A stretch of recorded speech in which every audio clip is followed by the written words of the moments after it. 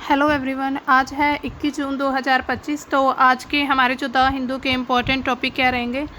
पहला होगा उत्तर प्रदेश एक्सप्रेसवे राज्य बनने जा रहा है। दूसरा, बांग्लादेश, पाकिस्तान और चीन के बीच त्रिपक्षीय समझौता हुआ, इसके भारत पर बहुत इफेक्ट पड़ सकते हैं। इसके बाद होगा हमारा जो नाटो शिखर सम्मेलन चल रहा है, उस पर जो भी रक्षा सहयोग को लेकर जो भी एक इन्वेस्टमेंट की राशि मतलब रखी गई है कि इतना इन्वेस्ट करेंगे सभी कंट्रीज़, उसके बारे में। और लास्ट टॉपिक होगा कि अंतर्राष्ट्रीय परमाणु ऊर्जा एजेंसी जो है उसके द्वारा चेतावनी दी जा रही है, जो अभी ईरान और इसराइल का युद्ध चल रहा है, तो उसको लेकर जो इंटरनेशनल एटॉमिक जो मतलब एनर्जी एजेंसी है, उसको लेकर उन्होंने कुछ चेतावनी जारी की है, तो उसके बारे में देखेंगे। Uttar Pradesh emerging as expressway state under the BJP से आदित्यनाथ। तो आदित्यनाथ का बयान आया है, योगी आदित्यनाथ का, कि जो उत्तर प्रदेश है वो एक्सप्रेसवे स्टेट बनने जा रहा है बीजेपी के उनके मतलब कि डायरेक्शन में। तो जो उत्तर प्रदेश के मुख्यमंत्री पता ही होगा आपको, आदित्यनाथ है, उन्होंने ये दावा किया है कि जो बीजेपी के नेतृत्व में एक जो यूपी है एक्सप्रेसवे राज्य के रूप में उभरेगा। और ये जो एक्सप्रेसवे होगा, इसके उद्घाटन के दौरान उन्होंने ये चीज़ कही। उद्घाटन कहाँ का मतलब कौन से एक्सप्रेसवे का किया गया? आजमगढ़ में 91.35 किलोमीटर लंबे गोरखपुर लिंक एक्सप्रेसवे के उद्घाटन के दौरान ये बात कही गई है। ये गोरखपुर को आजमगढ़, अंबेडकर नगर और संत कबीर जैसे नगरों से जोड़ेगा। इसके लाभ क्या होंगे? बेहतर कनेक्टिविटी होगी अपने राज्य में, जो भी दूर के क्षेत्र हैं उन तक आसानी से पहुंच हो जाएगी। यात्रा जो है वो कम समय में होएगी, अब पूरी कर सकते हैं। जैसे कि उत्तर प्रदेश का जो गोरखपुर लिंक एक्सप्रेसवे आजमगढ़, फिर अंबेडकर नगर और गोरखपुर, तो इन जिलों को आपस में जोड़ा जाएगा। आर्थिक विकास होगा, एक्सप्रेसवे जो है व्यापार उद्योगों को बढ़ावा मिलेगा। बहुत अच्छा जो रोड कनेक्टिविटी होगी, सेवाओं का परिवहन जो होगा आसान हो जाएगा। स्थानीय और जो क्षेत्रीय अर्थव्यवस्था उसमें वृद्धि होगी। रोजगार सृजन होगा, इसका जो निर्माण रख रखाव के दौरान जो भी काम करना पड़ेगा मजदूरों को, तो उनके लिए एक रोजगार का अवसर होगा। इसके साथ जो बेहतर कनेक्टिविटी होगी, उससे नए उद्योग स्थापित किए जा सकते हैं, नए व्यवसाय स्थापित हो सकते हैं। इससे क्या होगा कि एम्प्लॉयमेंट बढ़ेगी, समय और ईंधन की बचत होगी, तेज और सुरक्षित यात्रा करते समय ईंधन की खपत कम होगी और व्यक्तियों व्यवसायों की लागत में कमी आएगी। पर्यटन को बढ़ावा मिलेगा। अब देखिए जो एक्सप्रेसवे बनेगा, मतलब कि जो आप एक बार देख लीजिए एक्सप्रेसवे क्या होता है, ये देखिए, तो कुछ ऐसा होगा। तो इसमें क्या होगा, पर्यटन क्षेत्र को भी बढ़ावा मिलेगा। जो धार्मिक सांस्कृतिक जो स्थान होते हैं वहाँ तक पहुँच आसान हो जाएगी। जैसे कि पूर्वांचल एक्सप्रेसवे से अयोध्या और वाराणसी जैसे स्थानों तक जो पहुँच है वो आसान होगी। इससे क्या होगा, लोग ज़्यादा पर्यटन स्थलों पर जाना पसंद करेंगे। फिर कानून व्यवस्था और सुरक्षा होगी, बेहतर सड़कें होंगी, आपातकालीन सेवाएं जैसे कि पुलिस, एम्बुलेंस की पहुँच को आसान बनाया जाएगा, सुनिश्चित किया जाएगा, जिससे क्या होगा, सुरक्षा में भी सुधार होगा। उसके बाद निवेश आकर्षण होगा, मजबूत अगर ढांचा होगा, है ना, तो निवेश क्या करते हैं, ज़्यादा इन्वेस्टमेंट करते हैं, क्योंकि उन्हें पता होता है कि अगर हम इन्वेस्ट करेंगे तो हमें यहाँ से प्रॉफिट होने वाला है। तो इसी वजह से ये जो इन्वेस्टमेंट को भी ज़्यादा मतलब इसको भी बढ़ा सकता है। यूपी में जो एक्सप्रेसवे के कारण निवेश में वृद्धि देखी गई है, हालांकि अभी वृद्धि देखेगी, इसके बाद और भी वृद्धि हो सकती है। कृषि और ग्रामीण विकास होगा, ग्रामीण क्षेत्रों को बाज़ारों से जोड़ेगा ये एक्सप्रेसवे जो रोड है, जिससे किसानों की जो अपनी उपज बेचने में आसानी होगी और जो ग्रामीण अर्थव्यवस्था होगी फिर वो मजबूत होगी। क्योंकि आप देखिए, अगर किसानों को अच्छा मतलब जो ट्रांसपोर्ट का सिस्टम मिलेगा, अगर एक्सप्रेसवे हाईवे बहुत अच्छा मिल जाता है, तो क्या करेंगे किसान, अपने मतलब दूर तक भी जाकर वो मंडियों में जाकर अपनी उपज को बेच सकते हैं, जिससे उनकी जो आमदनी बढ़ेगी, है ना, अगर अच्छी मंडियों में जाएंगे तो। वरना क्या होता है कि अगर कोई रास्ता अच्छा ना हो, मतलब लिंक अच्छे से ना हो किसी रोड का, किसी स्टेट में दो डिस्ट्रिक्ट का जो आपस में कनेक्टिविटी होती है, अगर वो अच्छी नहीं होगी, तो फिर क्या करेंगे किसान, अपनी लोकल जो भी मंडी होती है उसमें ही अपनी उपज को बेचते हैं, या फिर अपने लोकल किसी गांव में, ग्रामीण क्षेत्र में दे देते हैं। तो इससे क्या होता है, उनको कम दाम मिलते हैं, तो कम दाम मिलेंगे तो उनकी अर्थव्यवस्था नहीं बढ़ेगी। अगर उनकी अर्थव्यवस्था को बढ़ाना है तो हमें रोड कनेक्टिविटी को बहुत अच्छा करना होगा कि किसान जो है भारत के हर एक कोने तक उसकी पहुंच को आसान किया जा सके, वो आसानी से अपनी स्टेट से दूसरी स्टेट, अपने ज़िले से दूसरे ज़िले तक अपनी उपज पैदावार को ले जाकर अपनी आमदनी में बढ़ावा कर सके। तो इसी वजह से इससे कृषि और ग्रामीण विकास होने की बहुत संभावना है। अब हमारा नेक्स्ट टॉपिक है जो बांग्लादेश, पाकिस्तान और China China conduct trilateral foreign official level discussion. मतलब इन्होंने कुछ डिस्कशन किए हैं, चर्चा की है। हालांकि आप इसे समझौता कह सकते हैं, हम इसे संधि भी बोल सकते हैं। कोई हो सकता है उनके बीच आपस में कोई ऐसा समझौता संधि हुई हो। तो ये जो बैठक है 19 जून 2025 को कुनमिंग चीन में हुई है और इसकी अध्यक्षता बांग्लादेश ने की है। इसमें क्या हुआ कि जो चीन जो दक्षिण एशिया और जो उसके क्षेत्र हैं, आसपास का जो क्षेत्र है, उसमें आर्थिक, सामाजिक और रणनीतिक विकास एकीकरण को बढ़ावा देने के लिए बातचीत की गई है। क्षेत्रीय सहयोग को बढ़ावा दिया जाएगा। इससे व्यापार और निवेश में तीनों देशों के संबंधों को मजबूत करने की बात हुई है। जैसे पता ही है चीन का जो बेल्ट एंड रोड इनिशिएटिव है, तो इस चीज़ का, इस सहयोग का आधार है। तो चाइना कह रहा है कि आप मेरे इस सहयोग में, मतलब मैंने ये पॉलिसी जो बेल्ट एंड रोड इनिशिएटिव शुरू किया है, तो इसमें आप सहयोग दें। तो जो चाइना और जो बांग्लादेश और पाकिस्तान है वो पहले ही चीन के पक्ष में रहते हैं, तो अब वो क्या है, वो उनको अच्छे से और सपोर्ट करेंगे। डिजिटल अर्थव्यवस्था करना चाहते हैं। ई कॉमर्स, जो साइबर इंफ्रास्ट्रक्चर, उसके क्षेत्र में सहयोग को बढ़ावा देने के लिए चीन, बांग्लादेश और पाकिस्तान की बातचीत हुई है। कृषि और खाद्य सुरक्षा, कृषि उत्पादकता को बढ़ाने के लिए खाद्य सुरक्षा को सुनिश्चित करना, ये सभी इस मीटिंग के मुद्दे रहे हैं। क्षेत्रीय स्थिरता और शांति, तीनों देश चाहते हैं कि हम क्षेत्रीय स्थिरता को बढ़ावा दें और आपस में शांति बनाकर रखें। आतंकवाद विरोधी उपाय, हालांकि जो होता है ना चोर की दाढ़ी में तिनका, तो बात वो है कि अगर पाकिस्तान को अगर कहा जा रहा है ना कि आतंकवाद विरोधी आप उपाय करेंगे, तो ये तो बिल्कुल वही बात है ना। मतलब चोर भी है और बोलेगा भी नहीं खुद कि मैं चोर हूँ या कैसे भी, है ना। तो इसी तरह ये बिल्कुल कहावत बहुत अच्छे से लागू होती है पाकिस्तान पर कि चोर की दाढ़ी में तिनका। हालांकि आतंकवाद को सबसे ज़्यादा समर्थन करता है, लेकिन फिर भी आतंकवाद को ख़त्म करने के लिए उपाय में, मतलब किसी भी सहयोग में, किसी भी मीटिंग में पीछे नहीं रहता है, बिल्कुल आगे आता है फ्रंट पे। तो सीमा सुरक्षा को बढ़ावा दिया जाएगा। क्षेत्रीय विवादों को शांतिपूर्ण तरीके से इनको सॉल्व किया जाएगा। इसके बाद कनेक्टिविटी को बढ़ावा देने की बातचीत हुई है। जैसे कि हमें पता ही है जो चीन है वो अभी बांग्लादेश में अपना एक एयरबेस स्थापित करने जा रहा है। उधर पाकिस्तान का जो गवादार पोर्ट है उस पर उसने मतलब कब्जा कर लिया है पूरी तरह से। पाकिस्तान को अपने कब्जे में कर चुका है चीन, अब बांग्लादेश को भी किए जा रहा है। अब धीरे धीरे वो नेपाल और भारत के जो भी पड़ोसी देश हैं उन सभी को अपने अंडर लेना चाह रहा है। तो इससे क्या करेंगे, बेल्ट एंड रोड इनिशिएटिव के तहत वो सड़क, रेल, बंदरगाह नेटवर्क को बहुत अच्छा मजबूत करेंगे अपना नेटवर्क। इससे क्या होगा, बांग्लादेश और पाकिस्तान देशों के साथ जो व्यापार है उनका आसान होगा। हालांकि वो कहता तो व्यापार है, लेकिन उसका मकसद कुछ और ही है इस चीज़ को करने का। अभी उन्होंने जो चीन पाकिस्तान आर्थिक गलियारा है ना, तो चीन पाकिस्तान इकोनॉमिक कॉरिडोर जो शुरू किया है, और बांग्लादेश, चीन, भारत, म्यांमार जैसे ये जो कॉरिडोर है, इस प्रोजेक्ट के तहत सहयोग को, मतलब इस सहयोग को बढ़ावा दे रहे हैं। संस्थागत ढांचा, जैसे बैठक में जो वर्किंग ग्रुप मतलब करने पर, जैसे मतलब एक ग्रुप बनाकर काम करने पर सहमति हुई है। और ये ढांचा नियमित संवाद, मतलब कि प्रॉपर जो रेगुलर बैठक होती है या रेगुलर जो बातचीत होती है उसको लेकर, नीति समन्वय, मतलब नीतियां बनाने को लेकर, परियोजना कार्यान्वयन, जो भी परियोजनाएं बनाई हैं उनको अच्छे तरीके से लागू करने को सुनिश्चित किया गया है इस बैठक में। इसके बाद क्षेत्रीय सहयोग का जो व्यापक संदर्भ अगर हम देखें, भू राजनीतिक महत्व है उनके लिए, काफ़ी भू राजनीतिक जो गतिशीलता है उसको प्रभावित करेगा।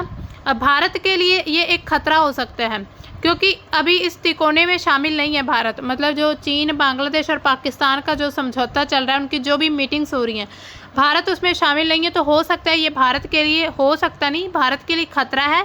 लेकिन हो सकता है कुछ ऐसी बातचीत उन्होंने की हो कि भारत को मतलब कि भारत की तरफ उनकी निगाह हो कि भारत के जो भी बाकी पार्ट्स पर वो चीन कब्जा करना चाहता है। जैसे कि नॉर्थ ईस्ट स्टेट्स हैं, तो अरुणाचल प्रदेश को चाइना बोलता है कि ये हमारा हिस्सा है।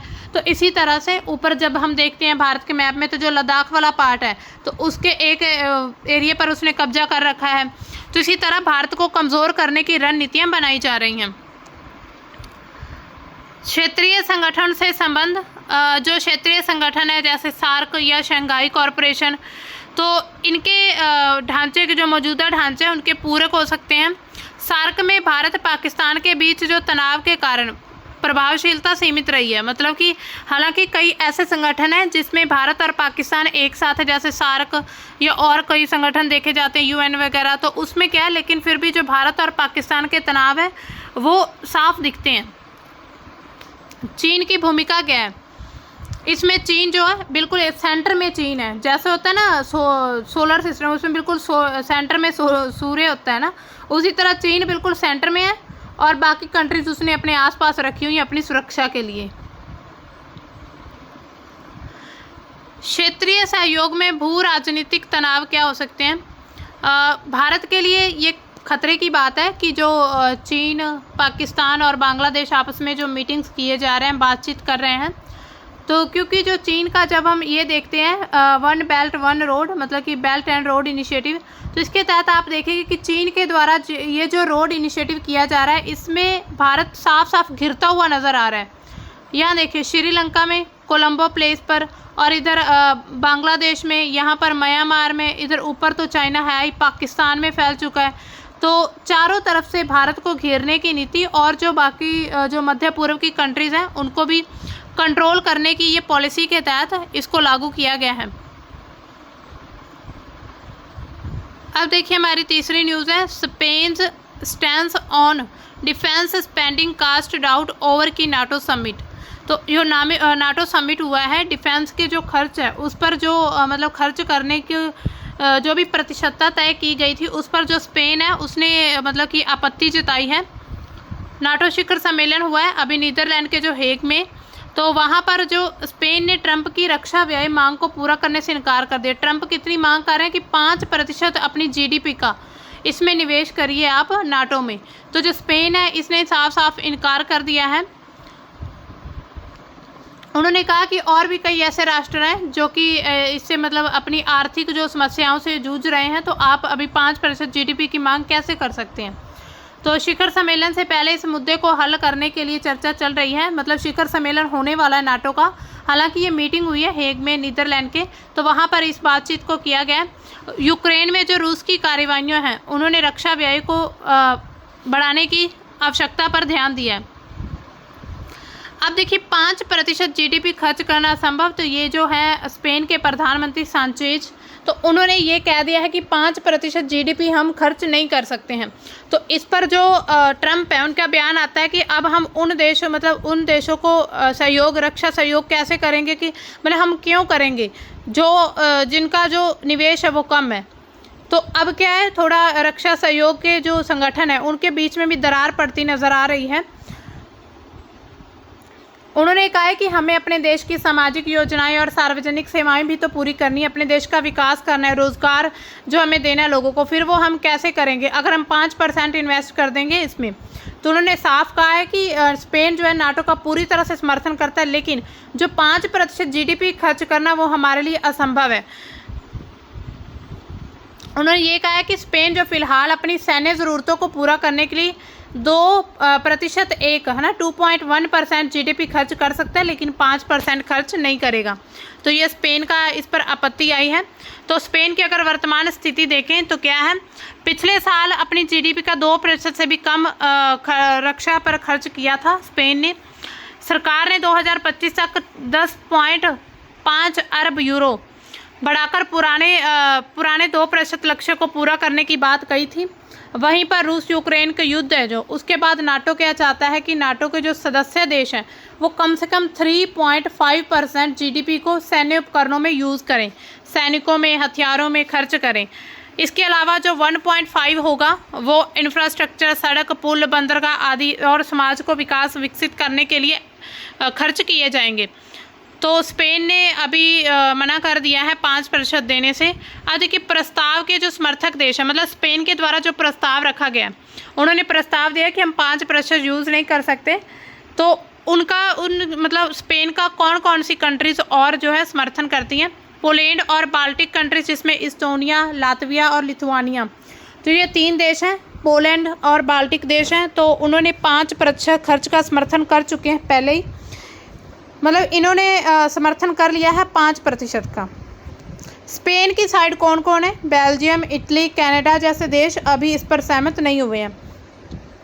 इसके अलावा नीदरलैंड और स्वीडन भी नए लक्ष्य को मानने की तैयारी में है। मतलब ये नया लक्ष्य रखा गया है कि अपनी सैन्य रक्षा सहयोग को बढ़ावा देने के लिए नाटो में क्या होगा कि 5% को इन्वेस्ट करना पड़ेगा अपनी जीडीपी का 5% आपको नाटो में लगाना पड़ेगा। लेकिन जो ट्रम्प भाई साहब है, अब उनको आपत्ति है उनसे, क्योंकि वो चाहते हैं, मतलब वो कहते हैं कि अब हम उन कंट्रीज़ को नहीं प्रोटेक्ट कर पाएंगे, उनको नहीं सहयोग देंगे जो इसमें 5% से कम सहयोग मतलब इनमें इन्वेस्ट करेंगे। क्योंकि नाटो में या कहीं भी हम देखते हैं तो जो यूएस है, अमेरिका, तो उसका सहयोग सबसे ज़्यादा देखने को मिलता है। इसी वजह से वो लीडर हैं भाई साहब हर जगह के। तो वो क्या कहते हैं कि अब हम उन कंट्रीज़ को अपनी जो रक्षा सहयोग है वो नहीं देंगे या कम देंगे, मतलब जितना वो इन्वेस्ट कर रहे हैं उतना ही देंगे उनको। तो अब देखते हैं कि नाटो की स्थिति क्या बनती है इसके बाद। नाटो क्या है? नॉर्थ अटलांटिक ट्रीटी ऑर्गेनाइजेशन है। 1949 में इसकी स्थापना की गई थी और इसकी स्थापना का उद्देश्य था कि सोवियत संघ के बढ़ते प्रभाव से मुकाबला करना। मतलब कि जो सोवियत संघ मतलब जो रशिया है, रशिया नाटो में नहीं है, तो रशिया का जो प्रभाव बढ़ता जा रहा है उसको कम करने के लिए ये संगठन बनाया गया था। जब शुरुआत में बना था तो सबसे पहले इसके 12 कंट्रीज़ जो थी मेंबर थी। इसके बाद धीरे धीरे और मेंबर्स जुड़ते गए।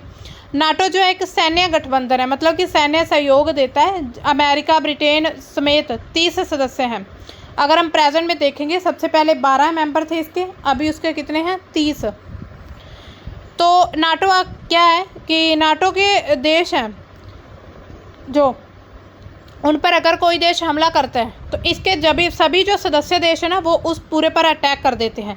तो आपने देखा होगा जो रूस और यूक्रेन का युद्ध चल रहा है तो वो इसी वजह से चला था, मतलब इसी वजह से हो रहा है कि जो यूक्रेन है वो नाटो में शामिल होना चाहता है, लेकिन जो रूस है वो उसे शामिल नहीं होने देगा। क्योंकि अगर जो रूस है वो यूक्रेन को अपने कब्जे में करना चाहता है और इधर अगर यूक्रेन नाटो में शामिल हो जाता है तो नाटो की अगर कंट्री पर अटैक किया जाएगा तो नाटो के जितने भी मेंबर्स हैं 30 की 30 कंट्री उस अकेले देश पर अटैक कर देंगी। तो इसी वजह से ये रशिया का जो प्रभाव बढ़ता जा रहा है जो भी एशियाई कंट्रीज़ हैं तो उसको कम करने के लिए तो इस संगठन को तैयार किया गया था। यूक्रेन चाहता है कि नाटो का सदस्य बनना, लेकिन जो रूस है इसका विरोध कर रहा है। तो इसी वजह से इन दोनों के बीच युद्ध की स्थिति बनी हुई है।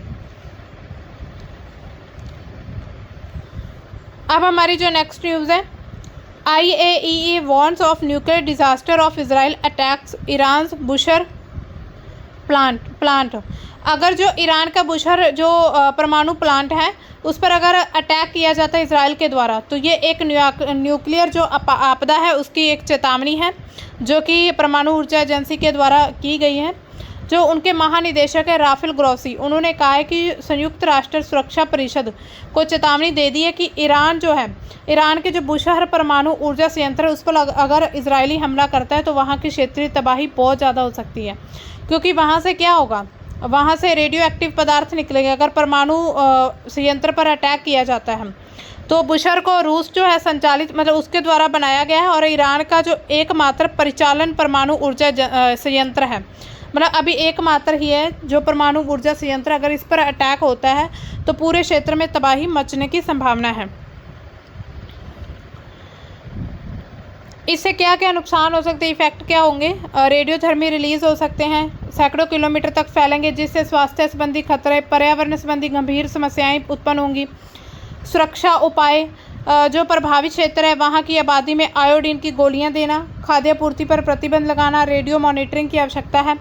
तो ये उपाय किए जा सकते हैं सुरक्षा के लिए। जहाँ पर परमाणु क्षेत्र हैं उनमें आयोडीन की गोलियां दी जा सकती हैं, उनको खाद्यापूर्ति है जो वहाँ पर जो भी अन्न है मतलब अनाज है उसकी आपूर्ति को पर प्रतिबंध लगाया जा सकता है। रेडिएशन मॉनिटरिंग की आवश्यकता होगी। उसके अलावा क्षेत्रीय प्रभाव क्या होगा, जो ईरान की सीमाओं से परे हैं, खाड़ी क्षेत्र हैं, जो खाड़ी देश हैं उनमें तबाही मच सकती है। जैसे कि रूसी परमाणु ऊर्जा प्रमुख अलेक्सी लिकाचेव ने चेरनोबिल जैसी आपदा की तुलना में उल्लेख किया। मतलब चेरनोबिल एक आपदा आई थी रूसी कंट्रीज़ में, रूसी जो देश है रूस, तो उससे कंपेयर किया है कि वैसी स्थिति फिर से बन सकती है। अगर परमाणु, आप खुद सोचिए, अगर किसी भी कंट्री के परमाणु जो सेंटर होते हैं, जहाँ परमाणु संयंत्र है, उस पर अगर अटैक कर दिया जाता है मिसाइल, ड्रोन वगैरह से, तो फिर क्या होगा, वहाँ पर तबाही होगी। सिर्फ वही देश नहीं बल्कि उसके आसपास के देशों को भी इतना, मतलब वो भी, उनका अस्तित्व भी खतरे में हो सकता है। तो ये कोई छोटी मोटी बात नहीं है कि किसी के परमाणु जो सेंटर है उस पर अटैक कर देना। जो अंतर्राष्ट्रीय परमाणु ऊर्जा एजेंसी है उसकी स्थिति क्या बनी हुई है इस समय, उसने इजराइल और ईरान दोनों से संयम बनाने की, मतलब उन्होंने विनती, मतलब आग्रह किया है कि आप संयम बनाकर रखें। और फिर ये चेतावनी दी है कि परमाणु सुविधा पर हमले जो हैं संयुक्त राष्ट्र चार्टर, अंतर्राष्ट्रीय कानून और IAEA की कानून का उल्लंघन करते हैं। तो अब जाके परमाणु ऊर्जा एजेंसी ने कहा है कि ये जो आप अटैक कर रहे हैं, तो ये सभी जितने भी संगठन बने हुए अंतर्राष्ट्रीय संगठन, उनके जितने भी रूल्स हैं, तो उनके जो कानून हैं, उनका ये उल्लंघन है। अमेरिका की भूमिका क्या है ईरान इजराइल के युद्ध में? तो जो राष्ट्रपति ट्रंप हैं, तो उन्होंने कहा है, पहले तो उन्होंने चेतावनी दी थी ईरान को कि हम आपको ख़त्म कर देंगे या आपको ख़त्म कर देंगे अगर आपने हम पर अटैक किया या हमारे किसी भी नागरिक पर, या फिर हमारे जो उनके इन्वेस्टमेंट क्षेत्र हैं उन पर अटैक किया। तो जब ईरान ने इसका जवाबी कार्रवाई की, तो फिर अब ईरान भाई, तो मतलब डराने की कोशिश की गई थी। ईरान के जो वहाँ के सर्वोच्च नेता हैं आयतुल्ला ने, जो भी खामेनेई हैं, आयतुल्ला खामेनेई, तो उन्होंने जब मतलब कि इसका जवाब दिया, वो डरने वाले नहीं हैं, तो वो नहीं डरे। तो अब क्या कह रहे हैं ट्रंप भाई साहब, ये कह रहे हैं कि हम 2 हफ्ते बाद कार्रवाई करेंगे। तो जो अमेरिका खुफिया एजेंसी है वो ये मानती है कि अभी तक ईरान ने परमाणु हथियार बनाने शुरू नहीं किया, मतलब परमाणु बम बनाने की कोई भी सूचना हमें नहीं मिली है, लेकिन फिर भी अमेरिका को क्या बीच में घुसना है। अब देखिए कूटनीतिक प्रयास क्या है इसके। यूरोपीय जो राजनयिक हैं, यूरोप कंट्रीज़ हैं, उसके अलावा परमाणु ऊर्जा एजेंसी, उन्होंने कूटनीति के माध्यम से तनाव कम करने की कोशिश की है। 2015 का जो परमाणु समझौता है उसको दोबारा फिर से लागू करने जैसे, और इजराइल के हमले, ईरान के जवाबी हमलों ने जटिल बना दिया। मतलब कि जो JCPOA है, जो भी समझौता हुआ था, परमाणु समझौता, जिसमें जो अमेरिका वो 2018 में इस समझौते से बाहर निकल गया था। इसमें एक लक्ष्य रखा गया था कि आप, ईरान को ये कहा गया था कि आप सिर्फ इतने %, मतलब 60% या फिर 40%, मतलब कितना भी हो सकता है, तो उसके तहत आप सिर्फ इतना ही परमाणु संवर्धन कर सकते हैं। तो अब क्या है, अब इजराइल को खतरा है कि जो ईरान है वो परमाणु हथियार बनाने जा रहा है, मतलब वो परमाणु हथियार बना रहा है, लेकिन जो ईरान है वो ये कह रहा है कि हम अपने देश को विकसित करने के लिए परमाणु का यूज़ कर रहे हैं। तो उससे क्या है, उसने फिर मतलब अटैक शुरू कर दिया एकदम से इजराइल ने। हालांकि इसकी तैयारी बहुत पहले से हो रही थी। इसकी जो भनक थी, मतलब वो अमेरिका भी जानता था कि ये अटैक होने वाला है। तो इसी वजह से अमेरिका ने क्या किया, वहाँ से अपनी जो सैन्य कर्मचारी थे उनको हटा लिया था और वहाँ के जो नागरिक हैं उनको वापस आने का पहले ही आदेश दे दिया था। हालांकि बाकी कंट्रीज़ को इतना ज़्यादा नहीं था, क्योंकि अमेरिका की जो खुफिया एजेंसी है उनके द्वारा जानकारी दी गई थी कि जो इजराइल है वो ईरान पर हमले करने की तैयारी कर रहा है। तो अभी जो है, हालांकि अमेरिका जो बाहर निकलना चाह रहा है इस युद्ध से, लेकिन अब देखते हैं कि 2 हफ्तों बाद ट्रंप का क्या बयान आता है या फिर इससे पहले क्या और सूचना लेकर आते हैं वो। तो उन्होंने ये कहा है कि हम 2 हफ्ते बाद इस पर कार्रवाई करेंगे, इस पर फैसला लेंगे। इसके अलावा कूटनीतिक प्रयास क्या हैं, जो यूरोपीय राजनयिक है, जहाँ जो भी परमाणु एजेंसी है उसके माध्यम से तनाव तो कम करने की कोशिश की गई है, लेकिन ये सफल नहीं हो पाए हैं। ये दिनों दिन तनाव जो है बढ़ते जा रहे हैं। तनाव इतने बढ़ चुके हैं कि अब वहाँ पर ईरान और इजराइल के द्वारा एक दूसरे पर हमले लगातार जारी किए जा रहे हैं। जैसे कि वहाँ के जो जब इजराइल ने अटैक किया था, तो जो ईरान के परमाणु वैज्ञानिक हैं, वहाँ के जो मेन लीडर हैं, जो कमांडर हैं, चीफ कमांडर जो आर्मी के हैं, तो उनकी हत्या कर दी गई है। उसके अलावा जो तेहरान राजधानी है ईरान की, उस पर भी अटैक किए गए हैं। और जो अमेरिका का जो राष्ट्रपति डोनाल्ड ट्रंप है, उन्होंने तेहरान को खाली करने की चेतावनी दी है, लेकिन ईरान इससे नहीं डरा है। तो इसी वजह से अब एक बार जो अमेरिका है वो उसने 2 हफ्ते का समय दिया, मतलब खुद को दिया है या उसको दिया, आप समझ सकते हैं। तो उसने 2 वीक का टाइम लिया है कि मैं 2 वीक बाद देखूंगा अब इस पर क्या फ़ैसला लेना है। उधर इजराइल जो है वो अपनी कार्रवाई जारी कर रहा है और जो ईरान है वो जवाबी हमले भी किए जा रहे हैं। तो ये थे हमारे आज के जो टॉपिक थे द हिंदू के। इसमें जो क्षेत्रीय अस्थिरता है वो काफ़ी अभी तक बनी हुई है। मध्य पूर्व में खास करके तनाव दिनों दिन बढ़ते जा रहे हैं। तो इससे रिलेटेड और जो भी अपडेट आएगी तो हम कल आपको द हिंदू में मतलब वो अपडेट दे देंगे।